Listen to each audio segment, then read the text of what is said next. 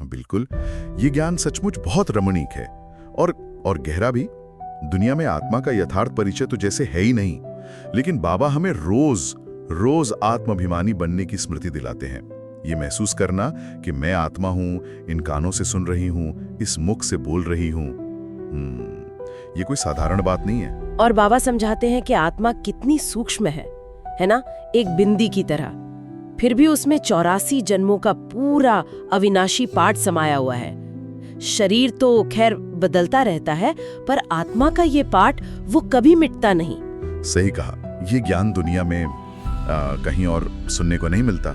सुबह इस पर विचार करना सचमुच एक रूहानी नशा चढ़ाता है। हाँ, और एक बहुत महत्वपूर्ण बात बाबा ने स्पष्ट की है कि शिव बाबा आत्माओं का श्रृंगार ज्ञान रत्नों से करते हैं, शरीरों का नहीं। हाँ, ये बात भी है। वो तो कहते हैं कि मैं शरीर में आता जरूर हूँ, पर मैं तो अशरीरी हूँ।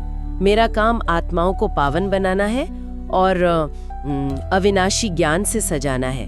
वे तो बस इस शरीर को माध्यम बनाते हैं, पर उनकी दृष्टि हमेशा आत्मा पर रहती है। हाँ, और इसी गहरी समझ से जुड़ा है बाबा का मार्गदर्शन, मीठे बच्चे मेरी मत पर चलो। हाँ, ये कितनी बड़ी बात है कि अविनाशी बाप स्वयं आकर हमें अविनाशी मत दे रहे हैं। हाँ, ऐसी श्रेष्ठ सलाह जो आधा कल्प मतलब सतयुग और त्रेता युग तक हमारा साथ देगी। बिल्कुल, बाबा का आना ही है हमें पतित से पावन बनाने के लिए।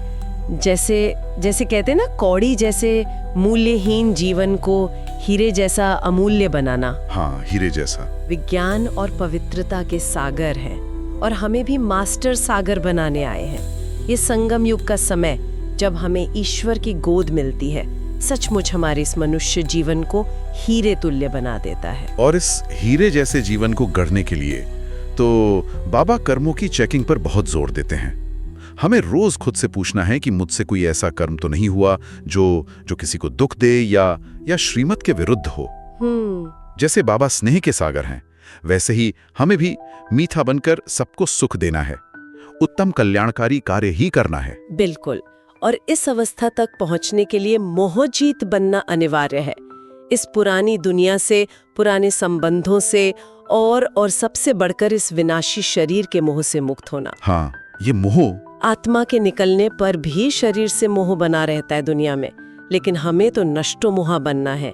और इसके साथ ही बाबा पर और इस ज्ञान पर निश्चय का पांव एकदम मजबूत रखना है। हाँ, निश्चय बुद्धि ही जीवन में निश्चिंत रह सकते हैं असल में। हाँ, क्योंकि माया तो निश्चय को हिलाने की बहुत कोशिश करेगी। इसीलिए बाबा हमें सावधान करते हैं कि भाई पुरुषार्थ में ढीलापन ना हो। रोज अपना हिसाब किताब देखो। हाँ, रोज। आज कितनी रूहानी कमाई की, बाप को कितना याद किया, कितनों को ज्ञान का रास्ता दिखाया। दुनिया की इन अल्पकाल की चीजों, कौड़ियों के पीछे परेशान नहीं होना है। सही बात है।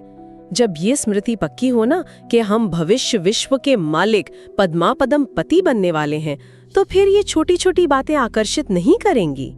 बाबा हमारे अविनाशी ज्ञान रत्नों के खजाने को भरपूर कर रहे हैं, ताकि हम आधा कल्प के लिए संपन्न रहें।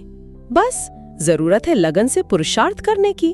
तो आज बाबा ने हमें आत्मा की गहराई, अपने अविनाशी पाठ की निश्चितता और हाँ, श्रीमत पर चलकर हीरे जैसा जीवन बनाने की अद्भुत प्रेरणा दी है।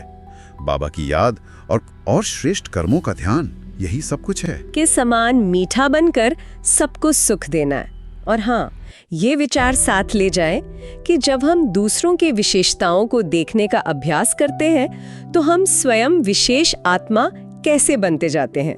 ओम शांति।